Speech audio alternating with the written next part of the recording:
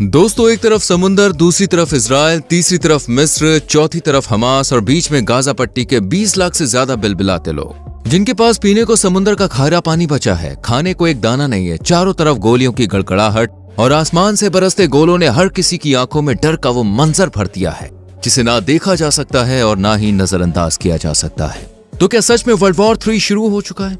अगर क्या गलती है शमशान बन चुके गाजा पट्टी की? क्या मौत से जंग लड़ते इन लोगों को जीत मिलेगी या भूख प्यास से तड़प कर यूं ही ये दम तोड़ देंगे? ये गोरिल्ला युद्ध क्या है और ऐसा क्या कर रहा है इजराइल कि गाजा पट्टी नर्क में बदल जाएगा? 1939 से 1945 तक चले वर्ल्ड वॉर 2 के बाद दुनिया ने जो तबाही का मंजर देखा उसे आज भी याद कर लोग की सांसें उखड़ जाती हैं। इसलिए हर देश, हर शहर, हर इंसान ये दुआ कर रहा है कि वर्ल्ड वॉर 3 ना हो। लेकिन एक्सपर्ट्स हमास और इजराइल की इस जंग को वर्ल्ड वॉर 3 का आगाज करार दे चुके हैं। बट किसी ने ये नहीं सोचा था कि इस वॉर की चिंगारी गाजा पट्टी का नामो निशान मिटा के दम लेगी। गाजा पट्टी इस समय ऐसा भयानक धधकता हुआ शमशान बन चुका है जहां मुर्दा घरों के बाहर ही नहीं बल्कि सड़कों पर हर जगह लाशों के ढेर लग चुके हैं। कोई अपनी माँ के लिए रो रहा है तो कोई अपने परिवार के लिए। गाजा पट्टी के अस्पताल की भी हिम्मत अब जवाब दे रही है। इलाज के लिए शमशान खत्म हो रहे हैं, खाने के लिए तिनका नहीं है। एक ब्रेड सुबह मिल जाती, एक शाम को जो सोल्जर्स दे देते हैं, बस उसी से गाजा पट्टी की बची कुची आबादी अपना पेट भर रही है। पीने को पानी तक नहीं है। समुंदर का खारा पानी जो इंसान की हड्डियां गला सकता है, उसे पीकर ये अपनी प्यास बुझा रहे हैं। कोई चोट से तड़प रहा है तो कोई भूख से। चारों तरफ टूटी जलती इमारतें, बम की आवाज, गोलियों की गड़गड़ाहट, भरभरा कर गिरती बिल्डिंग्स। ये नजारा है उस खुशहाल शहर का जहां कभी हंसते खेलते बच्चों की किलकारियां गूंजती थी। 7 अक्टूबर 2023 की सुबह ऐसी ही चीख पुकार से भरा मंजर इजराइल ने भी देखा था, जब हमास यानी कि फिलिस्तीन के सबसे प्रमुख इस्लामी चरमपंथी संगठन ने इजराइल में कत्लेआम मचा दिया।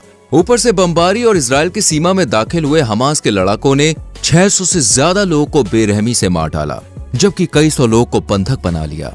हमास की इस कायराना हरकत से इजराइल का खून खौल गया। लेकिन क्या आप जानते हैं कि हमास ने 7 अक्टूबर को ही इजराइल पर हमला क्यों किया?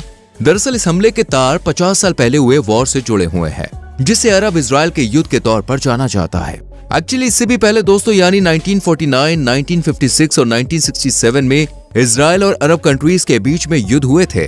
1967 में इजराइल ने अपनी सीमाओं का विस्तार किया और मिस्र के सिनाई के कुछ इलाकों पर कब्जा जमाया, जबकि सीरिया की भी काफी जमीन अपने हक में कर ली। इससे बौखलाते हुए सीरिया और मिस्र ने 1973 में इजराइल पर हमला किया और ये हमला भी 6 अक्टूबर को ही हुआ था, क्योंकि इसी दिन इजराइल के लोग यानी यहूदियों के लिए धार्मिक छुट्टी का दिन होता है। हालांकि इस वॉर में समझौता हो गया, लेकिन माना जा रहा है कि 50 साल पुरानी वो आग एक बार फिर से भड़क गई है और हमास ने भी 6 अक्टूबर का अगला दिन यानी 7 अक्टूबर का दिन चुना ताकि वो ज्यादा से ज्यादा इजरायलियों का कत्लेआम कर सके। लेकिन हमास की इस कायराना हरकत से इजराइल का खून खौल उठा और अब वो पूरी तरह से एक्शन के मूड में है। 7 अक्टूबर को इस हमले का करारा जवाब देते हुए इजराइल ने भी पलटवार किया और इजरायली एयरफोर्स ने हमास के ठिकानों पर बमबारी कर 1500 से ज्यादा लोगों को मौत की नींद सुला दिया, जबकि 6600 से ज्यादा लोग इस दौरान जख्मी हो गए। इजराइल का ये कहर दोस्तों हमास से ज्यादा गाजा पट्टी की आम जनता पर टूटा। 7 अक्टूबर से पहले गाजा पट्टी की आबादी 23 लाख से ज्यादा की थी, जो कि अब 7 लाख के आसपास रह गई है। आलम यह है कि 7 अक्टूबर से लगातार इजराइल अपनी आर्मी को तैयार कर रहा है और लगातार गाजा पट्टी पर बम बरसा रहा है। बीते दिनों इजराइल ने गाजा पट्टी के लोगों को ये इलाका छोड़ने का टाइम भी दिया, इसलिए कुछ लोगों ने यहाँ से निकलने की कोशिश भी की। लेकिन इनकी बुरी किस्मत तो देखिए कि हमास के लड़ाकों ने अपने ही लोगों पर गोलियां बरसानी शुरू कर दी। इस डर से अब ये लोग कहीं जा भी नहीं सकते हैं और जाए भी तो कहां, क्योंकि अब ये लड़ाई सिर्फ हमास और इजराइल के बीच नहीं है, बल्कि अब ये वर्ल्ड वॉर 3 का रूप लेती जा रही है। क्योंकि एक तरफ America, Bharat, France, Australia, Germany समेत 84 देशों ने इजराइल का खुल के समर्थन किया है, तो वहीं Qatar, Lebanon, Brazil, south Africa, तुर्की, मिस्र, पाकिस्तान, कुवैत, ईरान और अफगानिस्तान जैसे देशों ने हमास के सपोर्ट में हुंकार भरी है। इस तरह इजराइल और हमास के बीच छिड़ी जंग ये अब धीरे धीरे पूरी दुनिया में फैलती जा रही है। लेबनान और मिस्र में तो इस लड़ाई से उठी चिंगारी आग का रूप भी ले चुकी है। एक तरफ मिस्र जिसने अपने बॉर्डर पर सख्त पैरा और फेंसिंग कर दी है ताकि कोई भी गाजा पट्टी वासी उनके देश में ना घुस सके, तो दूसरा है लेबनान जो अब पूरी तरह से इजराइल के खिलाफ और हमास के समर्थन में कूद चुका है। दरअसल लेबनान का एक संगठन है हिजबुल्लाह।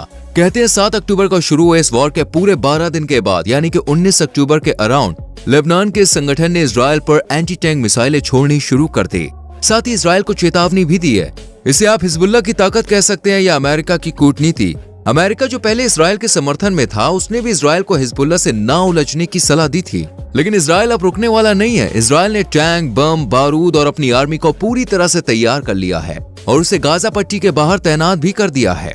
इसराइल ने अपनी आर्मी की फुल स्ट्रेंथ यानी कि एक्टिव और रिजर्व सोल्जर्स दोनों को इस लड़ाई के लिए बुला लिया है।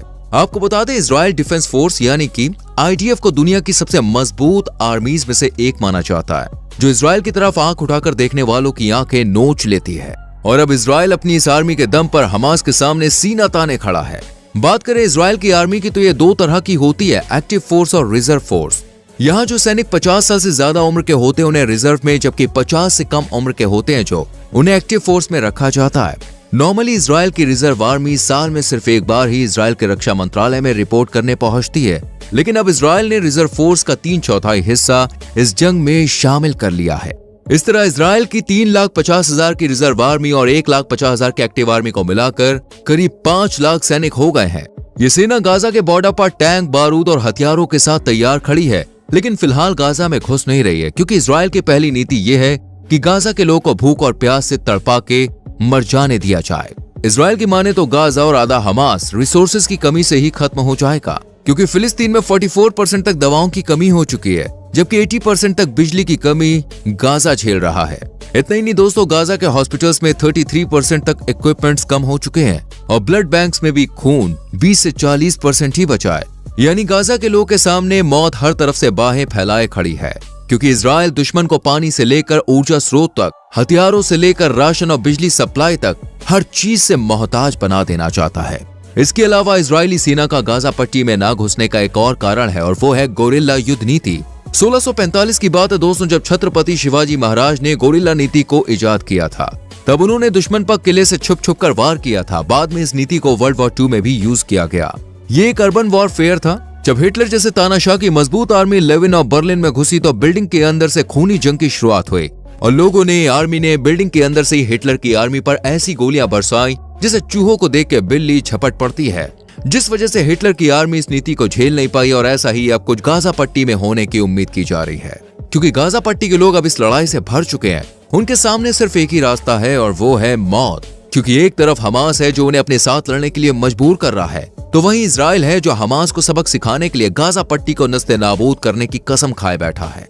गाजा के लोग गाजा को छोड़ भी नहीं सकते, क्योंकि हमास उन्हें कहीं जाने नहीं देगा। ऊपर से अब तो कूटनीतिक बयान देते हुए मिस्र की सरकार ने भी ये गाजा के लोगों से कहा है, चाहे कुछ भी हो जाए आप गाजा यानी कि अपनी जमीन को ना छोड़े, क्योंकि अगर ऐसा किया तो इजराइल गाजा को हथियार लेगा और जमीन का ये टुकड़ा फिलिस्तीन के हाथों से निकल जाएगा, ठीक वैसे ही जैसे मिस्र और सीरिया के हाथों से निकला था।